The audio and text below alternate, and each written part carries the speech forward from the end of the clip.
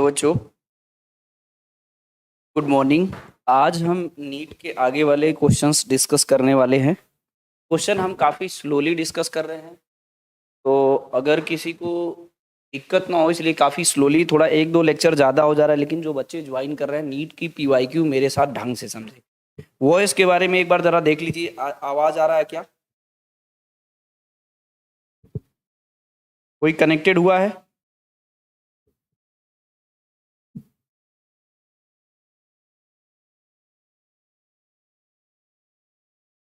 अच्छा,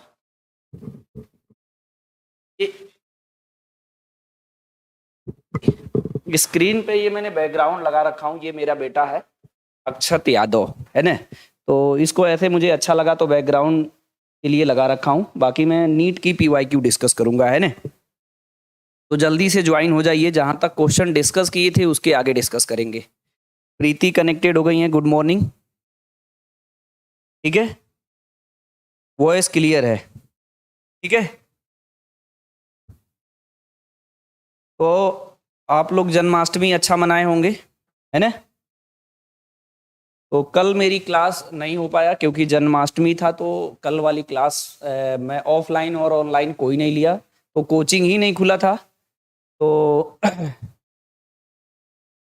हाँ, प्यारा है बच्चा, अभी 1 साल होने वाला है। इसका नाम अक्षत यादव रखे हैं, है ना। कल जन्माष्टमी के दिन पर इसको मैं बाल रूप वाला कृष्ण भगवान बनाए थे, पूरा वस्त्र पहना के इसको। तो मुझे अच्छा लग रहा था तो मैं बैकग्राउंड में इसे लगा दिया, है ना। बाकी लोग भी जल्दी से कनेक्टेड हो जाइए तो क्लास की आज का सेशन शुरू किया जाए। ठीक है, आवाज आप लोग बता रहे क्लियर जा रहा है, एक लोग कनेक्टेड हो गए, है ना। ठीक है, तो आप लोग वॉलपेपर लगाते होंगे फोन में, हमने टीचिंग वाले में ही वॉलपेपर लगा दिया हूं अपने बच्चे का, है ना। ठीक है, तो आज जो भी क्वेश्चन डिस्कस करेंगे आज भी काफी स्लोली डिस्कस करने वाले हैं, हर बच्चे को समझ में आए इस तरीके से डिस्कस करने वाले हैं। संगीता भी कनेक्टेड हो गई हैं, गुड मॉर्निंग। तो क्लास शुरू किया जाए, और कोई कनेक्ट होगा 1-2 मिनट वेट कर ले। देखो, क्वेश्चन काफी स्लोली ही हम लोग डिस्कस कर रहे हैं ताकि हर बच्चे को प्रॉपर समझ में आए। ठीक है, संगीता यादव बहुत प्यारे हैं ना। ठीक है, मैं नाम इसलिए आप लोग को बता दिया, आप लोग को पता भी रहेगी मेरे बेटे का क्या नाम है। इसका नाम अक्षत यादव है ना। और इसको कल जन्माष्टमी के दिन पर एक प्यारा सा कपड़ा पहना के कृष्ण भगवान का रूप दिए, है ना। सभी लोग बचपन में बनते होंगे कृष्ण भगवान, तो मैं अपने बच्चे को भी बनाया, है ना। इस कपड़े में काफी प्यारा लग रहा था, बहुत लोगों ने बताया। ठीक है, तो आज की क्लास शुरू करते हैं। ठीक है, तो आज जो है मैंने इसको भी इसलिए, वो तो मैं वॉलपेपर लगा रखा था। ये आज का जो सेशन है ये फिजिक्स लेक्चर 6 शुरू करने वाले हैं हम लोग। इसमें लॉ ऑफ मोशन के पीवाईक्यू डिस्कस कर रहे हैं। जो भी बच्चे कनेक्ट होते हैं वो कनेक्ट हो जाए, प्रॉपर तरीके से क्वेश्चन डिस्कस किया जाए। हम लोगों ने क्वेश्चन ये डिस्कस करने वाले, इसके पहले हम क्वेश्चन डिस्कस कर चुके हैं। ठीक है, तो क्वेश्चन को आराम से समझना है, स्लोली। अगर अच्छे से समझने का प्रयास करेंगे तो A to Z अगर आपके कॉन्सेप्ट भी क्लियर। एक चीज आपने देखा होगा कि मैं नीट की पीवाईक्यू डिस्कस कर रहा हूं तो उसमें एक चीज का खास तौर से ध्यान देता हूं, उसके कीवर्ड्स भी मैं साथ में बताता हूं। ऐसा नहीं कि अगर बाई चांस कोई थ्योरी वाला क्लास नहीं ज्वाइन कर पा रहा है, देखो एक्चुअल में मेन मुद्दा टाइम का है। मैं बिल्कुल एक चीज को जरूर कंसीडर करूंगा जब तक मैं यूट्यूब पे आऊंगा, टाइम।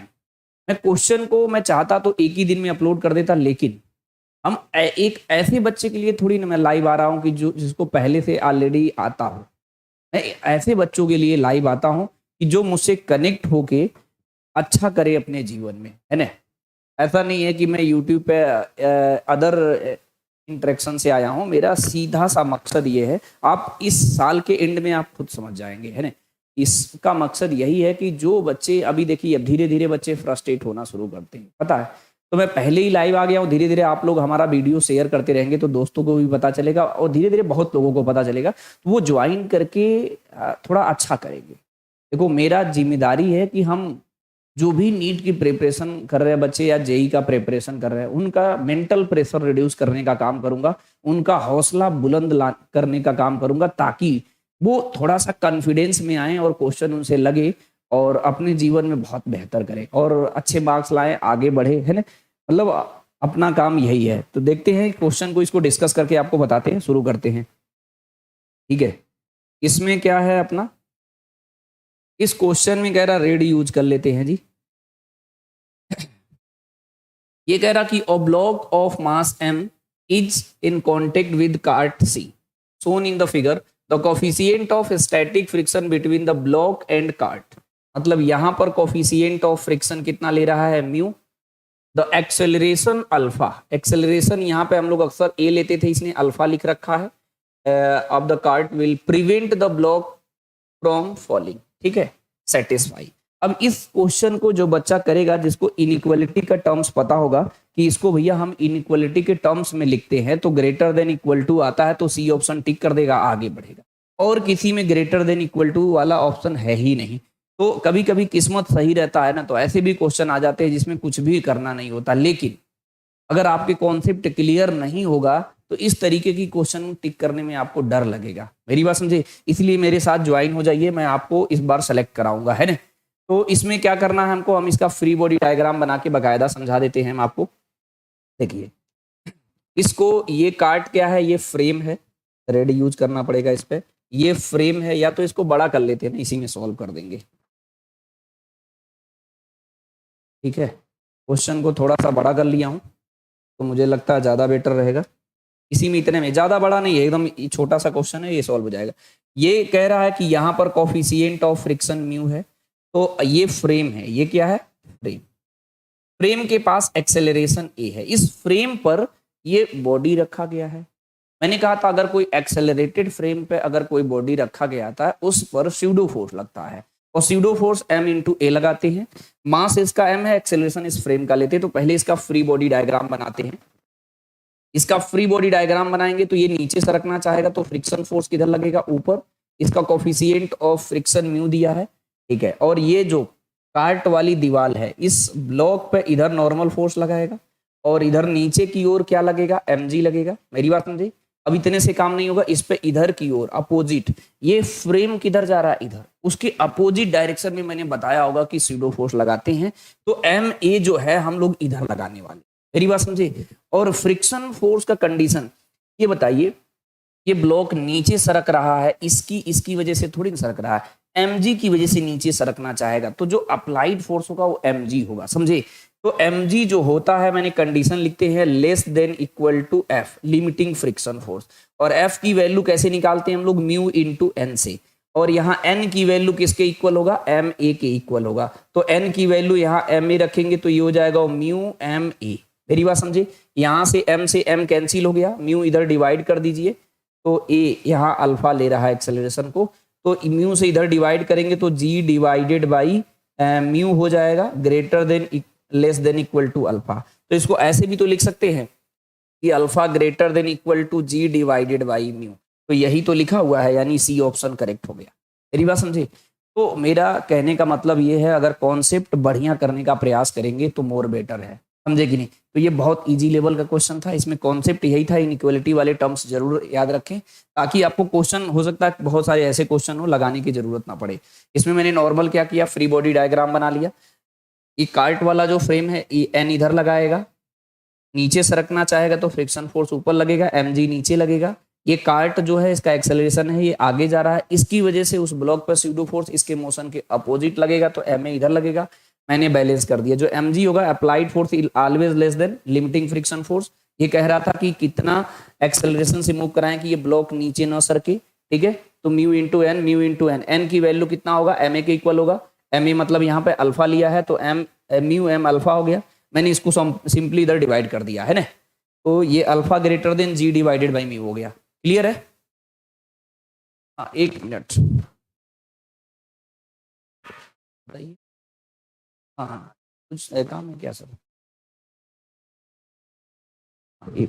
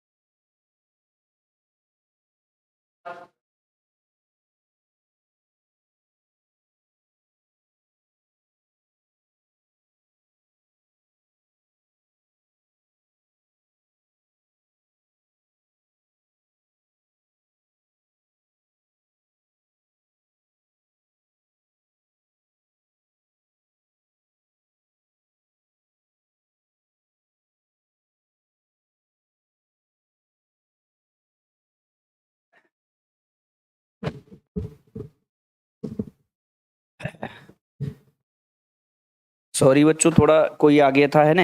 तो आपको आगे कराता हूँ। एक्चुअल में उनको मुझसे ही मिलना था, है ना। इस वजह से थोड़ा सा डिस्टरबेंस हो गया है। ठीक है, आगे कराते हैं। देखिए आगे क्या करना, ये क्वेश्चन समझ में आ गया क्या आप लोग को? बताइए। इस क्वेश्चन में किसी को डाउट है? बताइए। आगे चलते हैं हम लोग, आगे नेक्स्ट क्वेश्चन करते हैं आज।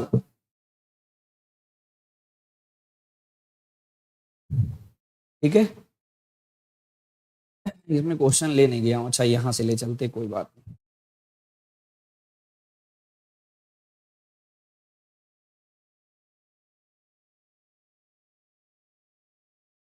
इसमें देखिए भैया क्या है, इसमें कह रहा है इसको भी बड़ा ही कर लो तो ज्यादा बेटर रहेगा, इसी में सॉल्व करेंगे। छोटे छोटे क्वेश्चन होते हैं, 1 मिनट से ज्यादा वाले नहीं है ये सब, ज्यादा बड़ा हो गया।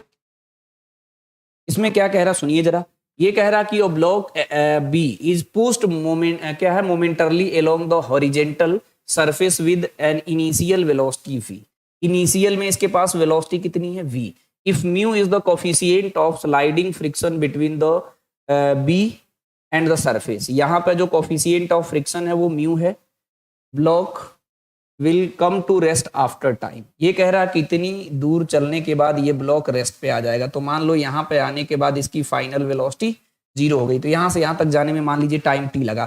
तो आप क्या यूज करते हैं हम लोग, v equal to u plus a t, यही यूज करते हैं ना हम लोग। इसमें रिटार्डेशन हो रहा तो यहाँ माइनस लगा देंगे। फाइनल वेलोसिटी 0 हो गया, रिटार्डेशन हो रहा है तो यहाँ पर आप माइनस लगा दिए, नहीं माइनस में ऑलरेडी आ जाएगा।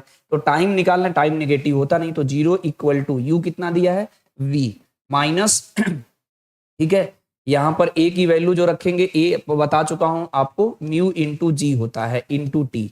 तो ये कितना हो जाएगा, टी की वैल्यू डी, ये इसको इधर लाइए, माइनस है तो इधर प्लस हो जाएगा। तो इसको डिवाइड कर दीजिए सिंपली, चाहे एक स्टेप और कर लो अगर ना समझ में आ रहा। तो mu g t equal to v, तो टी की वैल्यू कितनी हो जाएगी, v divided by mu g. समझे, v divided by mu g. इसमें कौन सा ऑप्शन करेक्ट हो रहा है, v divide, D option correct है। मेरी बात समझ गए? ठीक है, किसी को भी कोई डाउट होगा तो आप पूछते रहिएगा आराम से। इसमें ज्यादा टिपिकल लेवल के क्वेश्चन नहीं है, इसमें सिर्फ v बराबर u प्लस ए टी लगाए हैं। फ्रिक्शन जब रहता है सरफेस पे तो वहां retardation a equal to minus का म्यू जी लगाते हैं हम लोग। क्या लगाते हैं, तो यहाँ पर मैंने माइनस ले लिया म्यू जी, यहाँ से टाइम सिंपल निकाल दिया, simple v equal to u plus a t लगाया हूँ। इसमें बस इतना पूछा, इनिशियल में वेलोसिटी v है, इसका रफनेस कोफिशिएंट ऑफ फ्रिक्शन दिया है म्यू, तो ये कह रहा है कितने समय में रेस्ट पे आ जाएगा। तो मैंने v equal to u plus a t use किया, ये g लग रहा होगा आपको, ए टाइप का बना लीजिए। तो ये हो जाएगा 0 final velocity v minus a की वैल्यू कितना लेना है रिटार्डेशन में, म्यू जी माइनस का म्यू जी इंटू टी। तो इसको मैंने इधर लाया, mu g t equal to v, तो टी की value v upon mu g. तो यहाँ से डी ऑप्शन सिंपली करेक्ट हो गया। किसी को कठिन नहीं लग रहा है ना? बेसिक लेवल के सारे क्वेश्चन है ना। इधर के जो भी बचे हुए हैं ज्यादा वैसे नहीं बचे हुए हैं, इस क्वेश्चन को करा जाए।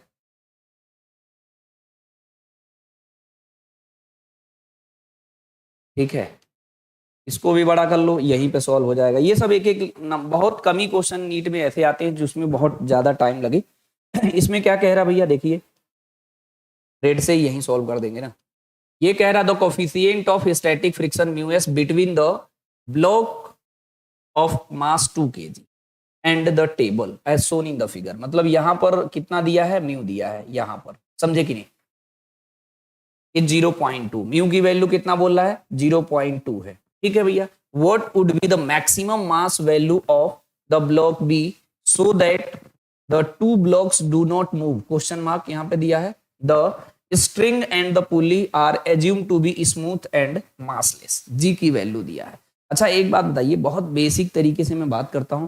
अगर मैं इसका नॉर्मल फ्री बॉडी डायग्राम बनाएंगे तो इसका मास फिलहाल के लिए mg मान लेते हैं, तो mg नीचे लगेगा, टेंशन ऊपर लगेगा, यहाँ टेंशन लगेगा, यहाँ टेंशन लगेगा और यहाँ टेंशन लगेगा। तो ये अगर बॉडी मूव नहीं करती है, मतलब इसके पास एक्सेलरेशन नहीं होता है, तो जितना फोर्स ऊपर होगा उतना फोर्स नीचे होगा, यानी टी की वैल्यू mg के इक्वल हो जाएगा, कोई डाउट नहीं है। यानी यहाँ टी की वैल्यू mg आ गई।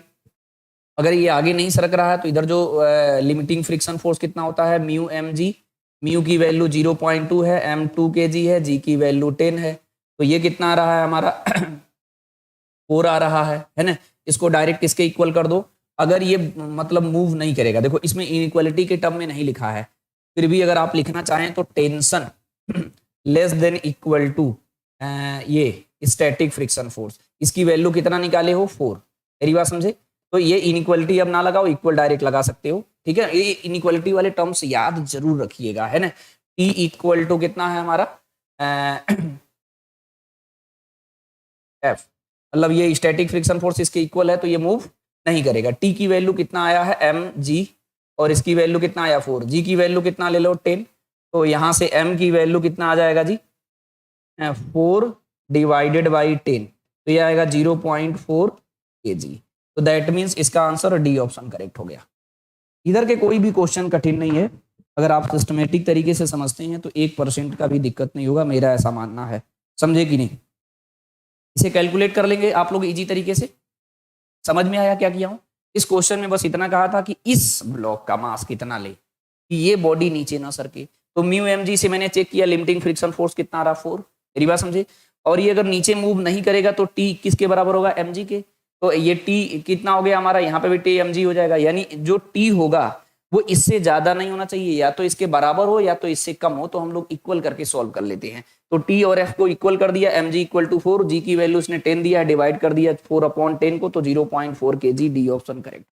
मतलब बहुत कठिन लेवल के क्वेश्चन नीट में आते नहीं है। सिस्टमेटिक तरीके से प्रैक्टिस अगर कोई भी करे तो उसका 1% का भी नुकसान नहीं हो सकता है, समझे कि नहीं। अब इधर देखो, आप खुद समझ जाओगे कि नहीं बात सही कह रहा हूं मैं, समझे कि नहीं। इसको ले चलते हैं, ये क्वेश्चन पहले भी लिया था लेकिन इतना ज्यादा टाइम नहीं लगता ले जाने में। देखिए इस क्वेश्चन को सॉल्व करिए। इस क्वेश्चन में क्या पूछ रहा है जी, ये कह रहा है हमारा कि a block of mass 10 kg placed on the rough horizontal surface having coefficient of friction mu equal to 0.5, if the horizontal force 100 Newton acting on it then acceleration of the block will be। मतलब ये क्या कह रहा है सुनिए जरा ध्यान से। ये कह रहा हमारे पास एक ब्लॉक है और इस ब्लॉक पे फोर्स कितना लगाया गया है 100 न्यूटन का, मेरी बात समझे। यहाँ म्यू की वैल्यू कितना दिया है 0.5, तो कह रहा है इसका एक्सेलरेशन कितना होगा। तो पहले चेक कर लो, पहले मूव करेगा नहीं। कभी कभी इसमें देखो जीरो कहीं नहीं दिया है, अगर जीरो दिया होता तो आप चेक जरूर कर दिया करिए। चेक तो वैसे भी करना पड़ेगा आपको। यहाँ पीछे की ओर फ्रिक्शन फोर्स लगेगा म्यू mg लगेगा ना, तो म्यू की वैल्यू कितना होता है 0.5, एम की वैल्यू कितना लिया है जी 10 kg है ना 10, तो 10 इंटू 10 इसको मल्टीप्लाई करो तो ये आ गया 50 न्यूटन आ गया, मेरी बात समझे। यानी अगर 100 न्यूटन का आपने फोर्स लगाया, यहाँ पर friction force static friction force that mean limiting friction force है 50 न्यूटन, तो ये इसे रोक नहीं पाएगा मोशन करने से, तो ये मोशन कर जाएगा। लेकिन इतने तक तो रिड्यूस करेगा ना, तो इसका नेट फोर्स अगर निकालेंगे तो 100 माइनस 50 तो नेट फोर्स हो गया, और F इक्वल टू एम होता है, तो ये आएगा हमारा net force 100 minus 50 upon mass, mass कितना है 10, तो ये कितना हो जाएगा 50 डिवाइडेड बाई 10, तो इसे डिवाइड करेंगे तो 5 मीटर पर सेकेंड स्क्वायर आ जाएगा एक्सेलरेशन। ये तो ए की वैल्यू कितनी आ गई 5 मीटर पर सेकेंड स्क्वायर आ गया, यानी इसका कौन सा ऑप्शन करेक्ट है हमारा बी ऑप्शन करेक्ट है। जो भी सिस्टमेटिक तरीके से मेरे साथ कनेक्ट होकर सीखेगा उसका किसी भी एंगल से नुकसान नहीं होगा। मेरी बात समझे। इसमें मैंने क्या किया समझ में आया। कह रहा था कि इस पे एक ब्लॉक रखा गया है जिसका कोफिशिएंट ऑफ फ्रिक्शन 0.5 दिया है, मास 10 kg दिया है। कह रहा है इस पे अगर 100 न्यूटन का फोर्स लगा दे तो इसका एक्सेलरेशन कितना होगा। तो फ्रिक्शन फोर्स इधर चेक कर दिया म्यू mg से, तो 0.5 10 इंटू 10 50 न्यूटन आ गया। इधर लग रहा 50, इधर लग रहा सॉरी इधर लग रहा 100 न्यूटन और इधर लग रहा 50 न्यूटन। तो 100 माइनस 50 अपॉन 10 कर दिए, मास से डिवाइड कर दिए, a equal to F upon M simple किया हूँ, acceleration 5 metre per second square आ गया। बी ऑप्शन करेक्ट है। तो मुझे लगता है अगर सिस्टम से कोई भी बच्चा समझे तो क्या जी ये इधर के कोई भी क्वेश्चन कठिन लग रहा है आप लोग को, बताइए जरा। 42 हो गया, आगे चलते हैं। क्वेश्चन कठिन नहीं आते हैं एक्चुअल में, सारे क्वेश्चन आप लोग सीरियल वाइज नहीं करते। थोड़ा एक चैप्टर पढ़े, सीरियल वाइज सब करना है। इसीलिए तो मैं आ गया हूं आपके साथ। अगर आप लापरवाही करेंगे तो मैं नहीं करने दूंगा, मैं खुद A to Z सारे क्वेश्चन कर देंगे। लाइव देखना लाइव देखिए, बाद में देखना बाद में देखिए, कभी भी देखना हो दिन रात, ये ऑलरेडी यूट्यूब पे पड़ा रहेगा, है कि नहीं, समझे कि नहीं। तो इसमें क्या करने वाले हैं ji, on the horizontal surface of a truck of block of mass 1 kg is placed mu equal to 0.5 and truck is moving with acceleration 5 meter per second square, then frictional force on the block will be। ठीक है, एक काम करते हैं, रफली एक diagram बनाते हैं। डायग्राम उतना बेस्ट तो मैं बनाता नहीं हूँ, फिर भी कोशिश तो किया जा सकता है ना, मैं ऐसे रफली बना लेता हूँ। मान लीजिए ये ट्रक है, ये ट्रक का एक्सेलरेशन इधर कितना है जी 5 मीटर पर सेकेंड स्क्वायर। इस पर एक ब्लॉक रखा गया है, यहाँ पर म्यू की वैल्यू कितना दिया है जी 0.6 दिया है, इसका मास कितना दिया है 1 kg। तो यहाँ से फ्रिक्शन फोर्स पीछे की ओर देख लो। एक चीज ध्यान देना, इसमें क्या ध्यान देना है, ये इधर जा रहा है हमारा, मेरी बात समझे। तो ये ब्लॉक किधर से रखना चाहेगा पीछे, तो इससे फ्रिक्शन फोर्स किधर लगेगा आगे। मेरी बात ध्यान रखे रहना, मेरी बात समझे कि नहीं। तो अगर यहाँ पे फ्रिक्शन फोर्स ध्यान है, मतलब अगर कोई ब्लॉक को मैं ऐसे ले जा रहा हूँ, मतलब इस ट्रक को मैं आगे सरका रहा हूँ, ठीक है, तो ये ब्लॉक इधर सरकना चाहेगा, तो इस पे स्टैटिक फ्रिक्शन फोर्स किधर लगेगा आगे। पहले तो चेक तो कर ले। चेक करने का तरीका तो डायरेक्ट होता है, एफ की वैल्यू लिमिटिंग फ्रिक्शन फोर्स कैसे चेक करते हैं, म्यू mg से। म्यू mg कितना आता है जी 0.6 इंटू 1 इंटू जी की वैल्यू 10, तो 6 न्यूटन आ गया।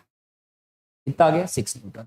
अच्छा बताओ, इस ब्लॉक पे अगर इसके साथ जाना है तो इस पे फोर्स कितना लगेगा m इंटू ए, एम मतलब 1 इंटू एक्सेलरेशन 5 है, तो ये आएगा 5 न्यूटन। मेरी बात समझे कि नहीं। तो ये अगर इस पे सरकेगा नहीं, 5 न्यूटन का इस पे फोर्स लग रहा है ड्यू टू एक्सेलरेशन, लेकिन ये सरफेस और ये ट्रक का सरफेस और ब्लॉक के बीच में जो लिमिटिंग फ्रिक्शन फोर्स है वो 6 न्यूटन आ रहा है।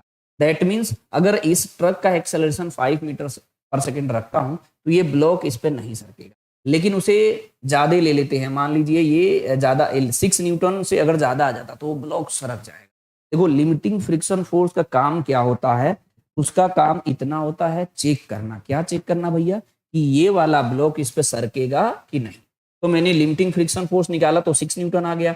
वैसे इस पे फोर्स अप्लाइड में लग रहा है 5 न्यूटन का। मेरी बात समझे। तो मैंने बताया था कि अगर अप्लाइड फोर्स फ्रिक्शन फोर्स से कम हो तो वही फ्रिक्शन फोर्स होता है, अगर उसके बराबर आ जाएगा तो वही हो जाएगा। मेरी बात समझे। तो बहुत लोग 6 न्यूटन को फ्रिक्शन फोर्स समझ के टिक कर देते हैं, तो फिर उनका गलत हो जाता है, ये ध्यान रखे रहना। तो इसका जो हो फ्रिक्शन फोर्स 5 न्यूटन आएगा। कोई दिक्कत। इसमें मैंने सिंपल एक ट्रक बनाया, ट्रक के सरफेस का कोफिशिएंट ऑफ फ्रिक्शन म्यू लिया, यहाँ मास 1 kg दिया है, limiting friction force mu mg से चेक किया 6 न्यूटन आया, ट्रक का एक्सेलरेशन 5 था और एक ब्लॉक का मास 1 है, तो F equal to m into A से चेक किया तो 5 न्यूटन आया। अप्लाइड फोर्स 5 न्यूटन है, लिमिटिंग फ्रिक्शन फोर्स हमारा कितना है 6 न्यूटन। यानी यहाँ पर सरकने नहीं देगा क्योंकि हमने अप्लाइड 5 न्यूटन लगाया, वो कम है, इसे लिमिटिंग फ्रिक्शन फोर्स है। अब बढ़ाते जाएंगे, जब लिमिटिंग फ्रिक्शन फोर्स को एक्सीड कर देता है तब वो मोशन में आता है। तो ये रेस्ट पे है, तो अप्लाइड फोर्स ही फ्रिक्शन फोर्स होगा, तो 5 न्यूटन हो जाएगा, यानी ए ऑप्शन करेक्ट। मेरी बात समझे कि नहीं। तो इसमें अगर कोई चेक करना चाहे, वैसे तो इसमें कभी कभी बुक में ही आंसर गलत दे दे रहा है। ये 43 है ना जी, देख लो 43, इसमें कंफ्यूजन नहीं होना भैया आप लोग, मैं आपको जूम करके दिखा दे रहा हूँ। 43 का ए ऑप्शन, ठीक है। तो जो भी बच्चे अगर कंफ्यूज होते हैं तो उसे कंफ्यूज ना हो, फ्रिक्शन को मैं ऑलरेडी काफी अच्छे से एक्सप्लेन किया हूँ, वहां पे जाके एक बार देख सकते हैं अगर कंफ्यूज हो रहे हो तो। लेकिन दोबारा बता दे रहा हूँ, कंफ्यूज तो बिल्कुल ना होइए। इधर आ जाओ भैया, 44। अच्छा इसी पे कर दिया क्या? इसको ले चलते, फिर मैं उसे दोबारा भी बता दे रहा हूँ, आप टेंशन बिल्कुल ना लें। हम लाइव आए ही हैं आप लोग को कायदे से सिखाने के लिए, समझे कि नहीं? देखो, इसमें कोई कंफ्यूजन होना भैया इस क्वेश्चन में, मतलब मैंने थ्योरी पढ़ाते समय बताया था कि अगर बॉडी रेस्ट पे होता है तो जो लिमिटिंग फ्रिक्शन फोर्स होता है उससे चेक करते हैं कि बॉडी रेस्ट में है कि मोशन। तो अप्लाइड फोर्स अगर लिमिटिंग फ्रिक्शन फोर्स से कम होता है तो वही फ्रिक्शन फोर्स। मान लीजिए लिमिटिंग फ्रिक्शन फोर्स आ रहा है 15 न्यूटन, आपने 1 न्यूटन का फोर्स लगाया तो फ्रिक्शन फोर्स 1 न्यूटन होगा। अगर आपने अप्लाइड फोर्स 2 न्यूटन लगाया तो फ्रिक्शन फोर्स 2 न्यूटन होगा। कब तक ये कहानी चलता है? जब तक वो लिमिटिंग फ्रिक्शन फोर्स तक आ ना जाए। जब आ जाएगा, जब एक्सीड हो जाएगा तब तो काइनेटिक फ्रिक्शन हो जाता है। तब F इक्वल टू एम से लगाते हैं, उसका फोर्स बैलेंस करते हैं, उसका एक्सेलेरेशन दिया रहता है तो F के निकाल। ठीक है, तो इसमें बिल्कुल कंफ्यूज नहीं होना, बस इसमें यही चेक किया ट्रक का एक्सेलरेशन हमारा, ये मैं एक बार बता चुका हूँ, दोबारा बता दूं। अच्छा देख लो, ट्रक का एक्सेलरेशन कितना दिया है हमारा 5 मीटर पर सेकंड, ब्लॉक का मास 1, तो इस पे अप्लाइड फोर्स कितना देखा, मास इंटू एक्सेलरेशन 5 न्यूटन आ गया। ब्लॉक और ट्रक के बीच में limiting friction force mu M g से चेक करते हैं तो ये 6 न्यूटन आ रहा है, म्यू एम जी है ना, तो 6 न्यूटन है। लिमिटिंग फ्रिक्शन फोर्स ज्यादा है, इसका मतलब ये ब्लॉक स्लाइड नहीं करेगा, तो इस पे फ्रिक्शन फोर्स 5 न्यूटन लगेगा, तो ए ऑप्शन करेक्ट। इसमें किसी को डाउट है जी? इस क्वेश्चन में देख लो, इधर के देख रहे हो कितने अच्छे क्वेश्चन है, इधर के क्वेश्चन लगभग सारे अच्छे हैं। इसमें है क्या? इसमें हमारा कह रहा block has placed on the inclined plane slope and angle theta, the block slide down at a constant speed, the coefficient of kinetic friction equal to, लो भैया ये इस तरीके से हमारे पास एक ब्लॉक है, ये नीचे आ रहा है कांस्टेंट, ठीक है, कांस्टेंट स्पीड, इसका स्पीड कांस्टेंट है तो एक्सेलरेशन कितना होगा 0, और यहाँ पे कोफिशिएंट ऑफ फ्रिक्शन म्यू मान लीजिए एंगल थीटा है, तो इसके लिए फॉर्मूला ऑलरेडी डिराइव करा चुका हूँ।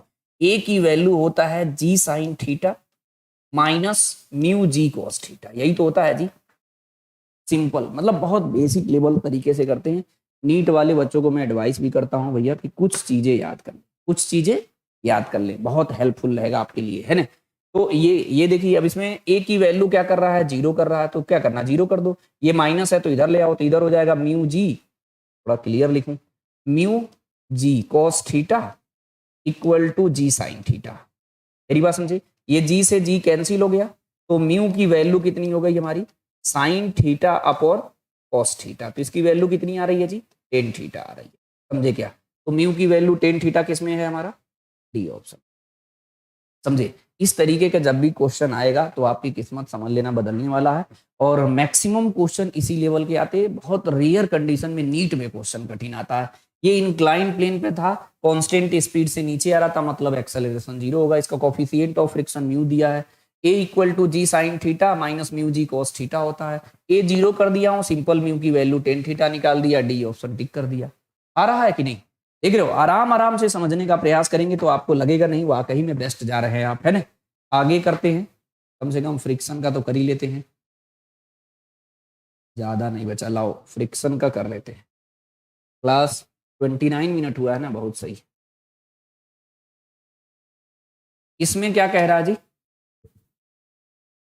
इसमें कह रहा है consider a car moving along straight horizontal road with speed 72 kilometre per hour if the coefficient of static friction between the tyres and road is 0.5, the shortest distance which our car can be stop taking G की value this. तो stopping distance मैंने कहा NEET वाले बच्चे जरूर याद कर ले, कैसे, v square equal to u square minus 2as, क्योंकि रिटार्डेशन हो रहा है, फाइनल वेलोसिटी 0, तो यहाँ से s की वैल्यू निकालेंगे तो u स्क्वायर अपॉन 2a आता है, this is the stopping distance. मतलब एक्चुअल में क्या है, टाइम इतना कम रहता है ना, तो कुछ ऐसी स्ट्रेटजी लगाओ जिसे कम कम समय में जल्दी जल्दी लगता रहे, आप बेहतर रैंक मार सको, सीधी सी बात। तो इसमें यही करो, u की वैल्यू इसमें कितना दिया है भैया, 72 दिया है, कन्वर्ट कर लो, 5 अपॉन 18 से मल्टीप्लाई कर दो, ये मीटर पर सेकेंड में आ गया, 18 से करो तो ये 4 हो गया, तो ये कितना आ गया, 20 मीटर पर सेकेंड आ गया।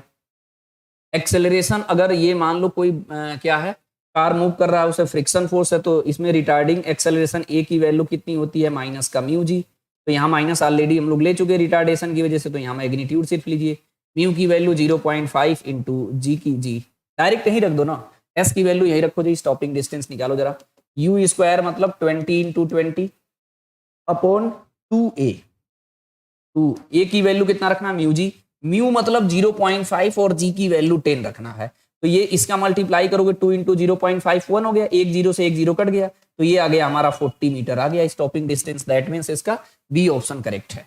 समझे क्या? अच्छा आपको इधर के या जो भी मैं क्वेश्चन करवाता हूँ नीट का, आप एक बार एनालिसिस करके देखिएगा क्या कोई भी क्वेश्चन बहुत कठिन लग रहा है, आपको कोई भी क्वेश्चन कठिन नहीं लगेगा। एक्चुअल बात यह है आपकी मन की भ्रम, मतलब आपके मन जो है ना आपको इतना बहका बहका के ले जाता है, कठिन बना देता है, फिर आप नीट छोड़ देते हैं, कोई दूसरा बच्चा निकाल के आगे जाएगा भैया, सीधी सी बात है कि नहीं? निकालने वाले इंतजार थोड़ी करेंगे आपका, है ना? इसमें क्वेश्चन में कुछ कहा नहीं, कह रहा कि एक कार है उसका स्पीड 72 किलोमीटर पर आवर है, जो ये रोड और टायर्स के बीच में, रोड और टायर्स के बीच में कोफिशिएंट ऑफ फ्रिक्शन 0.5 है, तो ये कह रहा है कि shortest distance which car can be stop, कितना दूरी चलने के बाद वो कार हमारा स्टॉप हो जाएगा।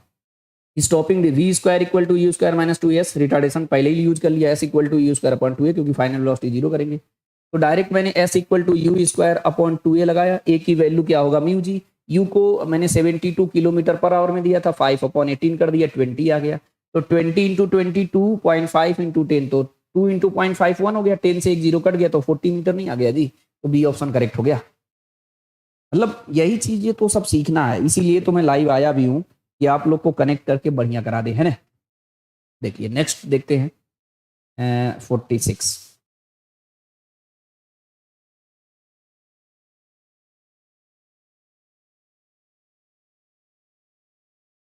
46 में क्या कह रहा है जी, ये कह रहा है कि heavy uniform chain lies on a frictionless table, नहीं फ्रिक क्या बोल रहा है जी, a heavy chain lies on a horizontal table top if the coefficient of friction between the chain and table surface 0.25, then maximum fraction of the length of chain that can be hang over one edge of the length of table।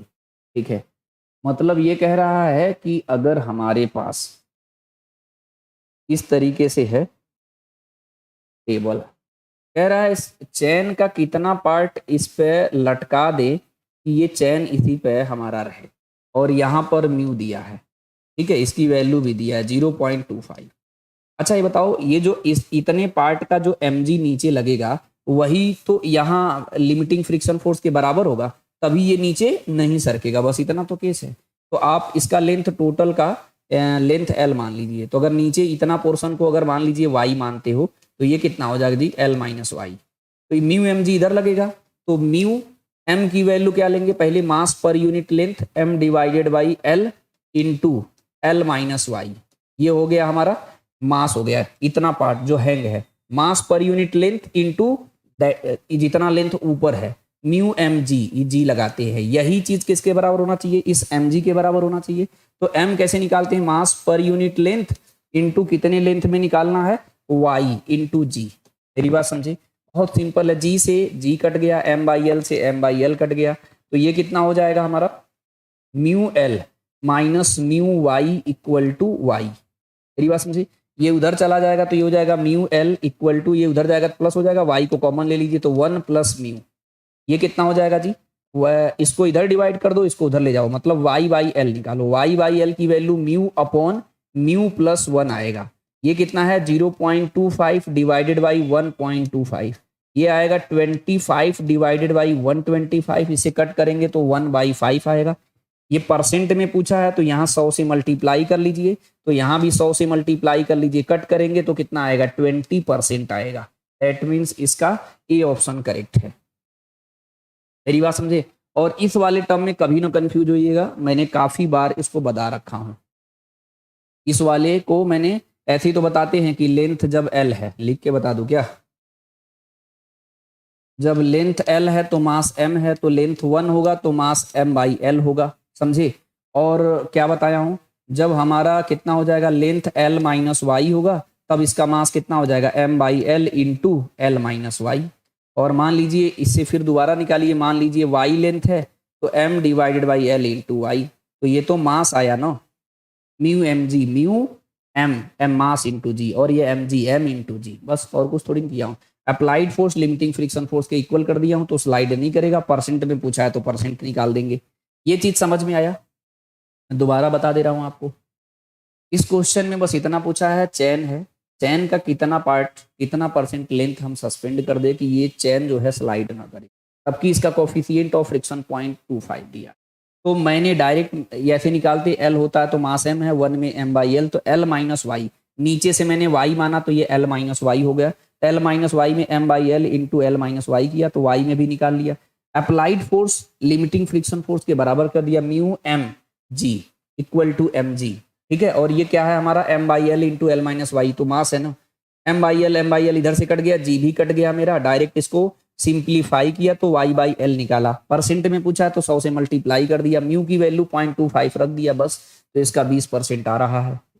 इसमें कोई समस्या है क्या किसी भी बच्चे को, तो मुझे बता सकता है, ठीक है। आगे चलते हैं, किसी को डाउट हो रहा है जी? ये क्या पूछा है,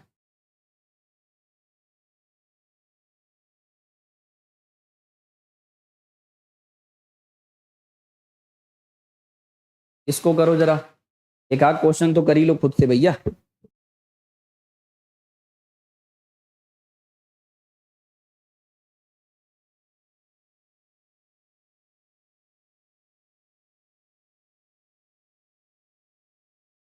आज अच्छा, वो लोग जेई के हो सकता है इसमें ना कनेक्ट हुए हो, नहीं। इसको कोई लगाना चाहे तो लगा सकता है आराम से। ये लास्ट टॉपिक का, इस टॉपिक का लास्ट क्वेश्चन है, कोई भी बच्चा ट्राई करेगा तो उससे लग जाएगा ये। इतनी देर से तो यही प्रैक्टिस करा रहा हूँ, समझे कि नहीं?